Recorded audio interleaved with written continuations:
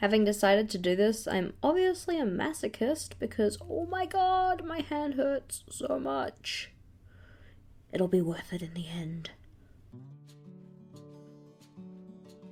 Hello again team, it's Jess or JashiiCorrin and welcome back for my June plan with me. As can be expected, today I'm setting up for June 2019 in my bullet journal, but as per usual, before we get into that, we're going to have a look at how May turned out. So as you'll remember from my last monthly plan with me, for May I decided to go with a Disney theme. So to start with, we had my splash page with the Disney castle. We had the monthly log, which was a scene from Tangled. We had the habits tracker, which had Mulan climbing the pole to reach the arrow. We had the Lost Boys from Peter Pan on my steps tracker. And this one was probably my favourite page from the month. I really love my little line graph here. We've got my 2 lines a day page, which I do need to do some catching up for, with the quote from The Hunchback of Notre Dame. We have my social media page, and then my list of Disney doodles, featuring Ariel from The Little Mermaid. Last but not least for my monthly setup was my mood tracker, with Cinderella washing the floor and these bubbles for each day of the month. After my quote page from Hercules, we were straight on into my weekly pages. Before May started, I put up a poll on Instagram to ask my followers if they'd prefer to see my doodles done on my weekly spreads, or as part of one page in my monthly setup. And from memory there was a slight preference to put them on my weekly pages, so that's what I did for May. So you see we have Snow White, Pinocchio, Dumbo, an oddly drawn Bambi, and Cinderella. We've got Alice in Wonderland, Peter Pan, Aurora from Sleeping Beauty, Mowgli from The Jungle Book, Marie from the Aristocats, the Old Lady from The Fox and the Hound, and Ariel from The Little Mermaid. On this one we have Belle, Jasmine from Aladdin, Simba from The Lion King, Pocahontas, who does look a little bit cross-eyed and I'm really bummed about that, Esmeralda from The Hunchback of Notre Dame, 2 of my favourite characters from Hercules, and then Mulan. And then on to this week, I haven't actually done any of my doodles, but I will get them done before the end of the month. And for next week, I of course haven't started those ones either. And I also decided to put in a memories page for May, but I haven't really gotten around to filling that in yet, outside of writing down the TV shows that I've been watching. Moving on to June, we have my regular planning page here. And the theme that I've decided for June is that washi tape that Rachel got from Jason. My friend Rachel had some washi tape that her boyfriend got her, or, well, now fiancé got her, when he went to Japan, and she decided she didn't really like the pattern, so she gave it to me. So that's these 6 washi tapes here. So you can see it's this kind of burgundy and navy colour palette. So to match these, I've got 3 colours of Tombow Dual Brush marker, so the light brown, which is 942, this navy blue, which is 569, and then this dark red colour, which is 837. Along with those, I'm going to be using a variety of fine liners, so I've got my Staedtler Tri Plus fine liner, I've got the Pitt Artist Pen in blue, and then my Pitt Artist Pens in black. All of those materials are linked in the description box below, so let's jump into the time lapse. To start off June's cover page, I'm using my brush-tipped Faber-Castell Pitt Artist Pen to draw a thick black outline around the edges of the page. I'll be using this pen to do thicker dividing lines on the other pages of my monthly setup as well, but for the rest of the decoration on this one, I'm going to be using the S size. For my June splash page, I'm going back to having my circle cut out in the middle with a pattern in the background. For this pattern, I started by ruling up a grid, making sure to stop the lines at the circle cutout, and then drew curved lines between each of the neighbouring intersections of the vertical and horizontal lines. I hope that description makes sense, but otherwise I think it's somewhat easy to see what I mean in the shots that I have here. I really like how simple but visually effective this pattern is, even though by the end of doing this page my hand was pretty much wrecked. Around the circle cutout and at the vertical edges of the page, I made sure to pay particular attention to stopping my curved lines in the right place, just to make sure that it still looked like the curves there matched the rest of the decoration. I didn't want them to curve out too far or inwards too early. Sometimes the easiest way to do this can be drawing out your patterns in pencil beforehand, and then when you're going over it with the pen, just stopping where you need to. For today though, I decided to go straight in with a pen, and thankfully I didn't mess any of them up. Well, none that I noticed anyway. At the top and bottom of the page, I also went in and added lines that curved towards the middle, just so that it looked like the pattern continues below the page borders. Now as I've totally killed my hand, let's go and put in my title. The lettering style I'm using for my headers in June is this all caps block letter font. I used this one on my gratitude and I am pages from March and April, and thought it was a nice style to match the aesthetic I was looking for in this setup.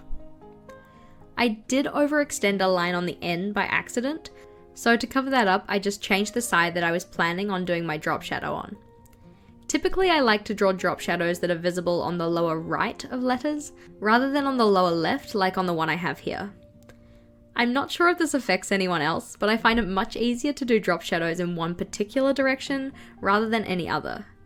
I feel it might come from having to think through where you should and shouldn't see the drop shadow from different angles, which is kind of tricky for me. As you saw, I used my Uniball Signo white gel pen to neaten up some of the wobbly edges on the title, and then it was on to my monthly log. As you can see, I already went in and put down my washi tape for these pages, just because it took a lot of playing around to figure out where I wanted it to go, and I didn't really want to have to do that trial and error on camera. For June, I'm using Dutch doors for my monthly setup and also for my task lists throughout the month. The intention for the Dutch doors of the monthly pages is to have it so that I can see each page of my setup next to my monthly log, depending on which way I fold those pages. I'll show that in a bit more detail later, but at the moment I'm just laying down some washi tape to prepare the page for colouring. For certain parts of today's setup, I wasn't overly fussed about having super straight or neat lines. However, the colouring I was doing here was not one of those. To make sure the coloured strips that I put down were nice and straight, this old washi tape was just used to protect the areas I didn't want colour in.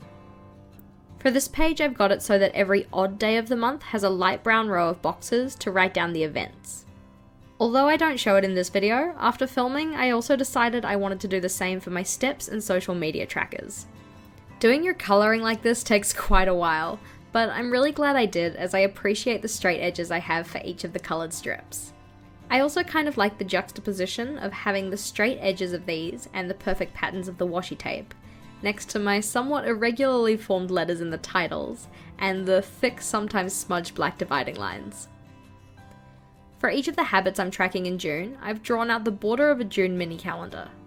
I've really been enjoying filling in my trackers for May with the little Mickey heads, so I might end up doing something similar for June, just probably with a different symbol. At this stage, I only know with certainty that I want to track my water intake and productivity, so those are the only two headers you'll see me put in here.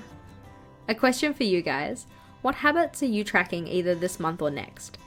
There are a couple that I'm considering, but as I said, I've only really made my mind up about those two.